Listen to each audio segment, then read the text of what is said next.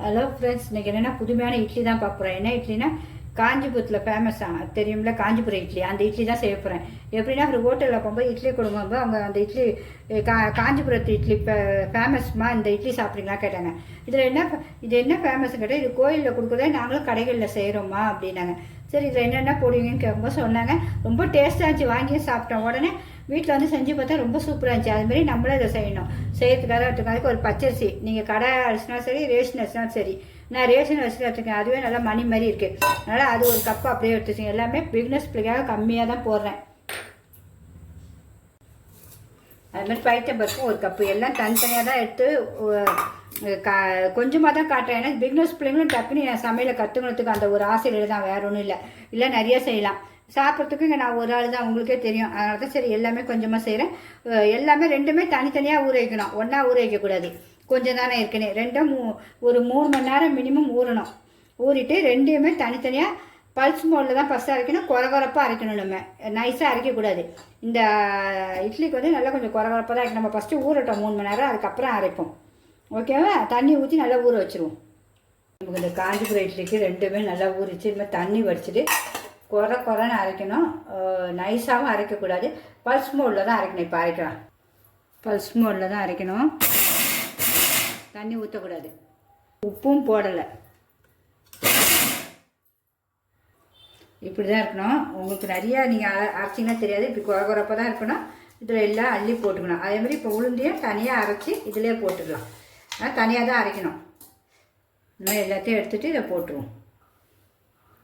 இப்போ நம்ம உளுந்தையும் அரைச்சாச்சு, அரிசியும் அரைச்சாச்சு. கையிலே எடுத்துருங்க, அதான் ஈஸியாக இருக்கும். நமக்கு கலக்கிறதுக்கு கொஞ்சம் ஈஸியாக இருக்கும், வேறு ஒன்றும் இல்லை. இந்த அதுவும் இதுவும் அதேமாதிரி கட்டியாக தான் அரைச்சிருக்கேன். குறப்பாக தான் இருக்கணும் ரெண்டுமே. உப்பு நம்ம சேர்க்கலை, உப்பு வந்து அப்புறம் தான் சேர்க்கணும்.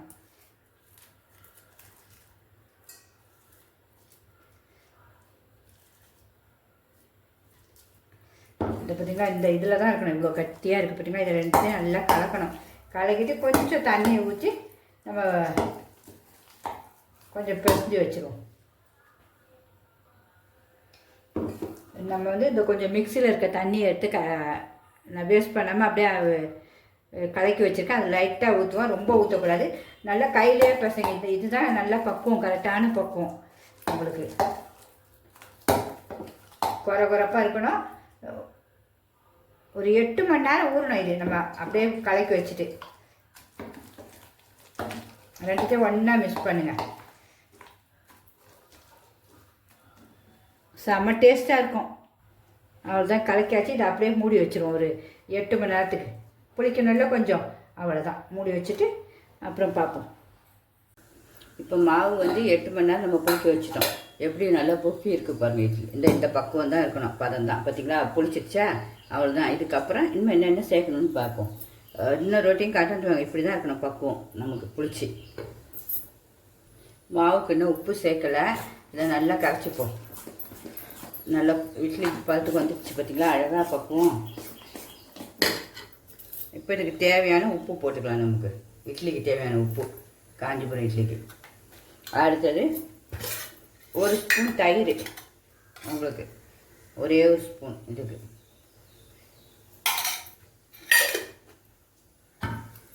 இதே நல்லா கலக்கி வச்சுருவோம். கலக்கிட்டு உங்களுக்கு சப்போஸ் கட்டியாக இருக்குன்னு தோணுச்சுன்னா கொஞ்சம் தண்ணி ஊற்றிக்கலாம். இந்த நேரத்தில் எனக்கு வந்து கரெக்டாக தான் இருக்குது. அதுக்கப்புறம் இதை தாளிக்கிறதுக்கு என்னென்னு பார்த்துருவோம். இப்போ அதுக்கு தவிர அதுக்கு என்னென்ன பொருள் போட போகிறோன்னு பார்த்துருவோம். ஒரு வாட்டி செஞ்சிங்கன்னா திருப்பி நீங்கள் இதே இட்லி தான் செய்வீங்க.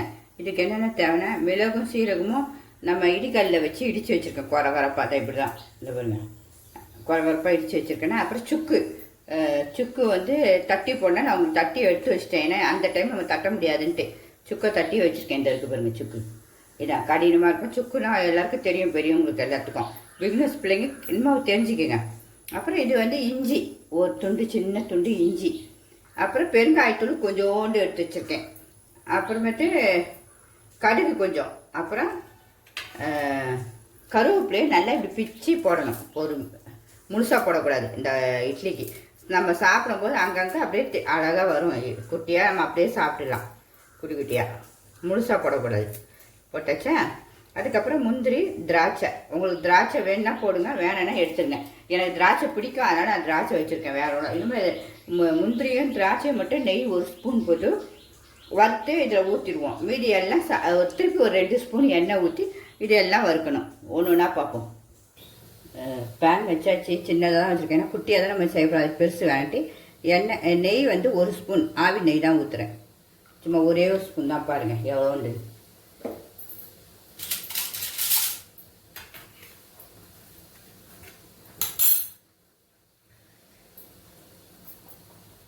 இனிமேல் 2த்தையும் போட்டுருவோம்.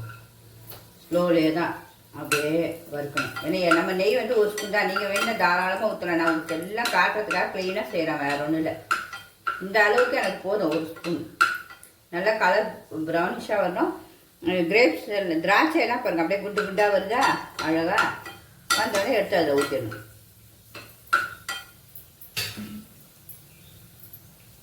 இந்த பாருங்க என்ன அழகாக வந்துருச்சு. நீங்கள் எவ்வளோ முந்திரி வேணாலும் போடுங்க, முந்திரி டேஸ்ட்டாக இருக்கும். இதில் அப்படியே ஊற்றிட்டு அடுத்து திருப்பி கடாயை ஒரு எண்ணெய் 2 ஸ்பூன் அதே பேனில் வச்சுருவோம். எண்ணெய் 2 ஸ்பூன், அவ்வளோதான். இப்போ கடுகு பொரியணும்னு சொல்லியிருக்கேன். பொரிஞ்சாதான் வயிறு வலி வராது. பொரியுது. எல்லாமே சின்ன சின்ன டிப்ஸ் தான், ஆனால் எல்லாமே சமையல் சூப்பராக இருக்கும். பிடிச்சிருந்தா கண்டிப்பாக ஒரு லைக் பண்ணுங்கள். இஞ்சி, சுக்கு, பெருங்காயத்தையும் போட்டுருவோம். எல்லாம் ஸ்லோவில் தான் வச்சுருக்கேன். கருவேப்பிலை லாஸ்ட்டில் நல்ல மிளகு போடும்போது ஆஃப் பண்ணிவிடுவோம். ரொம்ப கருவக்கூடாது. ஆஃப் பண்ணிவிட்டு இந்த அவ்வளோதான். ஒரு கிண்டு நம்மளுடைய காஞ்சிபுரம் இட்லிக்கு சூப்பராக ரெடி ஆகிடுச்சு. அந்த மேலே போடுற அந்த மசாலாலாம் இனிமேல் எல்லாத்தையும் இதிலே ஊற்றிடுவோம்.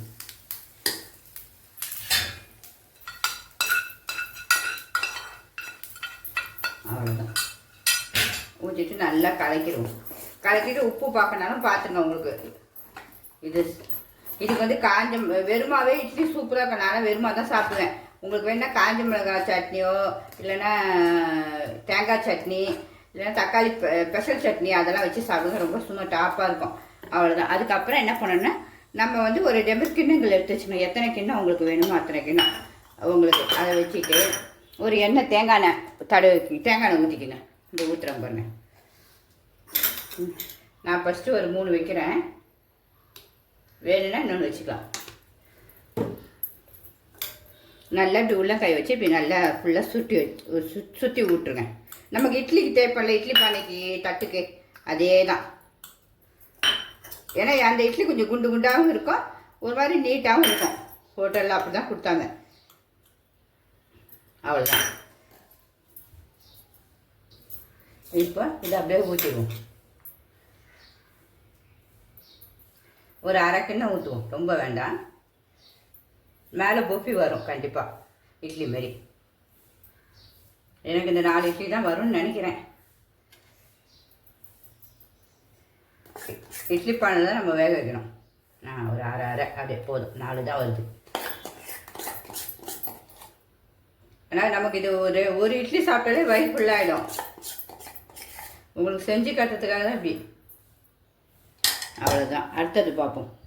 இட்லி பண்ண நீங்கள் இதேமாரி பெரிய இதெல்லாம் இதேமாரி தட்டு வச்சாலும் வைங்க உள்ள, இல்லைன்னா இதேமாரி வச்சாலும் சரி. நம்ம கேஸ் கேப்பெல்லாம் இப்படி வச்சுட்டு மேலே ஒன்றையும் வச்சு விட்ருங்க. இப்படி வச்சு நல்லா இதுக்கு மேலே ஒரு தட்டு கூட வச்சுக்கலாம். நீங்கள் குட்டி தட்டு வச்சு இப்படி மேலே ஒன்றா எல்லாம் வச்சிடலாம்.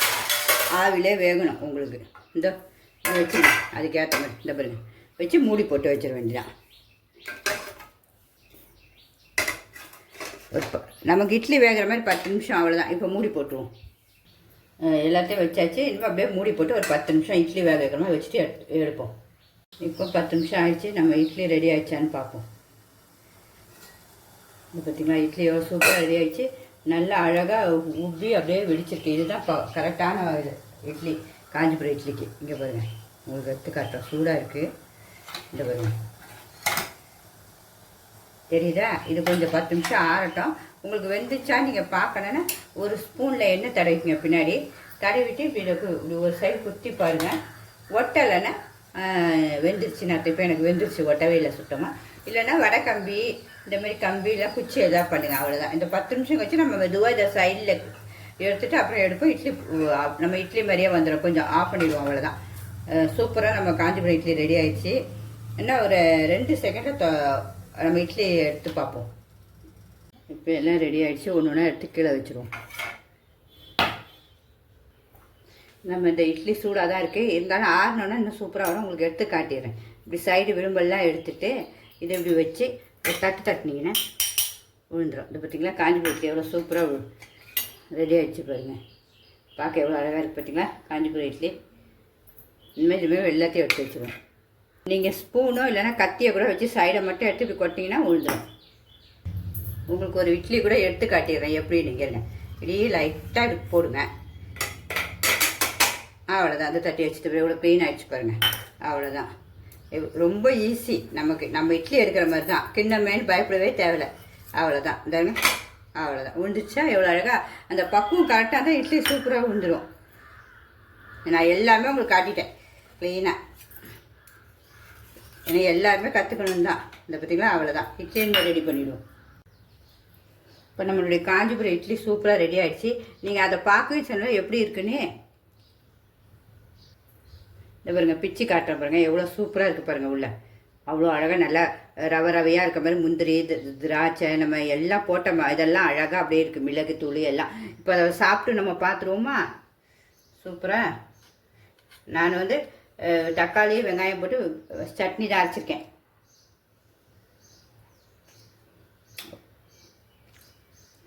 என்ன சொல்கிறதுன்னு தெரியலங்க. அப்படியே அந்த நம்ம ரவையில் செஞ்ச இட்லி மாதிரி என்ன ஒரு டேஸ்ட்டுங்க. அந்த மிளகு சீரகம் காரம் லைட்டாக அப்படியே வாயில் தென்பது, புளிப்பு சுவை. நம்ம முந்திரி வாயில் கிடைக்கும்போது முந்திரி திராட்சை வாயில் கிடைக்கும், வேறு லெவலுங்க, அடிச்சிக்கவே முடியாது. கண்டிப்பாக பிடிச்சிருந்தா எல்லோரும் லைக் பண்ணுங்கள் உட்காந்து. அப்புறம் உங்கள் ஃப்ரெண்ட்ஸ் அண்ட் ரிலேட்டிவ்க்கு ஷேர் பண்ணுங்கள். ஃப்ரெண்ட்ஸ் எல்லாருமே இப்படி ஹெல்த்தியாக காலையிலே செஞ்சு சாப்பிடுங்க. நான் இப்போ காலையில் தான் சாப்பிட போகிறேன். எவ்வளோ ஹெல்த்திப்பாங்க. நம்ம வெறுமாவே சாப்பிட்டேன், ஒரு சொட்டு கையில் ஒட்டலை, ஆயிலும் கிடையாது. ஆனால் எண்ணெய் வடையும் நல்ல நெய் வடை சூப்பராக இருக்குது. நம்ம அந்த ஒரு ஸ்பூன் நெய் ஊற்றுறது அவ்வளோ சூப்பராக இருக்குது. எல்லாருமே ட்ரை பண்ணுங்கள். பிடிச்சிருந்து எல்லோரும் செஞ்சு பார்த்துட்டு நல்லா இருந்துச்சுன்னு சொல்லுங்கள். ஓகே ஃப்ரெண்ட்ஸ், பாய்.